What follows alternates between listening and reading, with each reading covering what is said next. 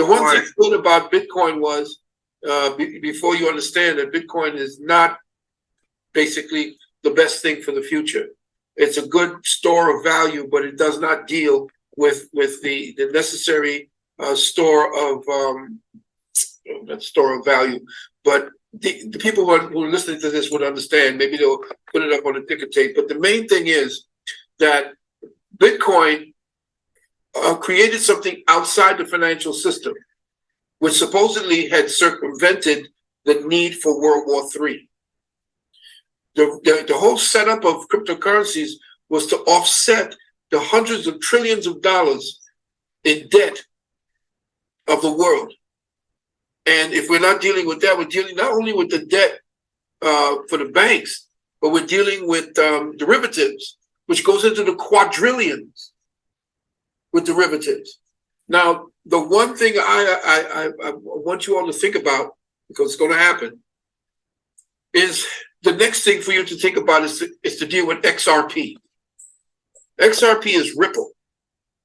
XRP is a technology that connects all the banking and everything.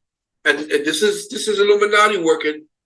But the XRP, once you get into it, because it's cheaper right now to get it, what XRP is knitting together transactions. Because there used to be this thing called the Rostro, what is it? Nostro Vostro. The Rostro Dostro, I forgot what his accounts. But if you wanted to transfer, say, dollars to Switzerland, Switzerland had to have a certain amount of dollars to guarantee that you would get your money at the other end. Now, what that did was to lock up hundreds of trillions of dollars into all the banks around the world. And the so-called people who were dealing with that particular system were getting rich off of it. That's why you had to wait 4 and 5 and 6 days before you got your money. It's because it was traveling to so many different banks before it came to you. And everybody getting their little cut. That's it. So now XRP eliminates that, because instead of waiting for a day, 3 hours, 2 hours, and all, you get it in seconds. We on location. I remember way back. You ain't have no swag. You did a little research. Now you got a moon bag. Now you got a new walk. Now you got new swag. You did a little research. Now you got a moon bag. Well, let me show you what the moon bag's like. You take them gains when it gets that high. I mean, the market may dip for a little bit. That's when I hurry up and buy. Me, I just wanna rub them thighs. I like my oatmeal chunky. Banana nuts all in it. Shit, you're talking about the blockchain monkeys. It's a solo nation. Ambrosia Collective has a pre-workout that is mushroom enhanced. How did I find it? Well, first of all, I take a plant-based protein. And where do I get it? Ambrosia Collective. Link is in the description. And what do I mix with that? Sea moss. Has over 92 minerals that the body needs. Okay? Now, got my immune system in check. But now, when it comes to crypto, we're talking about cold storage. Get your crypto off the exchange and into a cold storage wallet to where only you have access. Okay? DCENT wallet link in the description. Now, what is going on, blockchain monkeys? Eagle here, and I want to thank you for coming to my jungle. First of all, I'm no financial advisor whatsoever, nor am I professional in blockchain technology. But there's one thing that I absolutely will do, and that's give you my opinion. So today, we got to go around the block. Crypto, what is happening here? Okay, we are setting the foundation for something magnificent. I just want to thank each and every one of you for coming on this ship, on this rocket. I just want to make sure, ladies and gentlemen, before you board, that you have your moon boots fitted. And do not forget the weed. Now, before we get started, I'm gonna need you to rub those hands together. Vigorously. Let's slide down Twitter. Coming in hot, we got Globiance. May all your wishes for the new year be fulfilled. Globiance wishes everyone a very happy and prosperous new year. Ladies and gentlemen, there is just so much coming down the pipeline with Globiance, okay? Now, you're not gonna wanna miss this. Coming in hot from Chainlink, Joshua Rumsberg. We are filming the latest episode of the Chainlink podcast on Tuesday with who? The CEO of Globiance, Oliver LaRosa. Do not miss it. Now, we got XRPaynet. Imagine what we will accomplish by this time next year. Now, ladies and gentlemen, just in this short amount of time, check out this, okay? What a month. XRP Healthcare Partnership, exclusive partnership, the Reaper Coin listing, you got XStick listing, You got the announcement of the XRPaynet exchange, 20K Twitter followers and growing, 1-year anniversary, looking at the world's most diverse payment system on the planet. So going off topic for a little bit, ladies and gentlemen, what is happening with gold? I cannot help but to notice. Take a look. How much gold central banks are buying, 400 tons in Q3 this year, records and numbers we haven't seen since the 80s.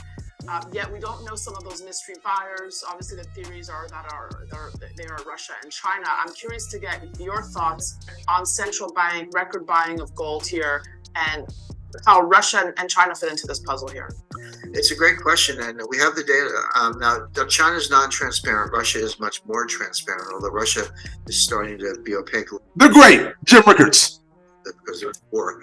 But you can see the inflection point is 2010. So from 1970 to 2010, it's a long stretch, 40 years, central banks were net sellers. It didn't mean everybody sold everything, but Switzerland is down 1,000 tons, US was down 1,000 tons after losing, 8,000 tons, or sorry, 11,000 tons between 1950 and 1970.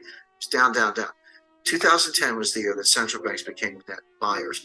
Now, it doesn't mean every central bank was buying gold. It does mean that they were selling a lot less and others were buying more. And some of the buyers are Mexico, Kazakhstan, Philippines, Vietnam. We know China's a big buyer. We don't know exactly how much. Russia was a big buyer. That is continuing.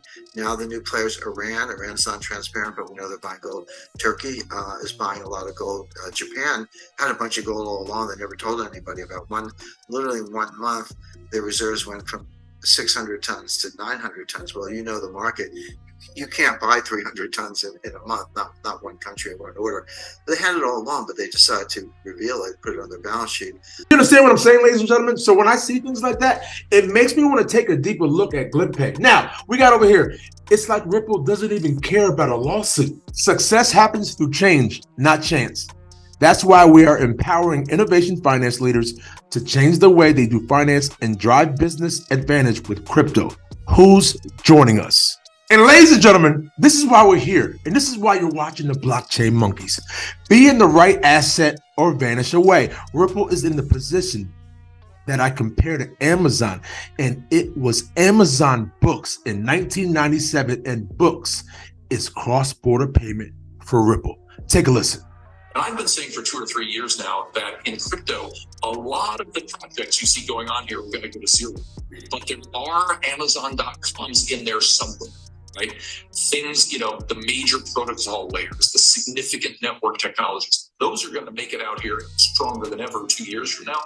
But things are going to get shaken out now. The scams, the charlatans, the easy money guys, those people are going to get shaken out in the next 6 months. And you're starting to see that now. And I think Ripple is in a position that I compare to Amazon circa 1997, where Amazon at those age, which you and I will remember, it wasn't Amazon.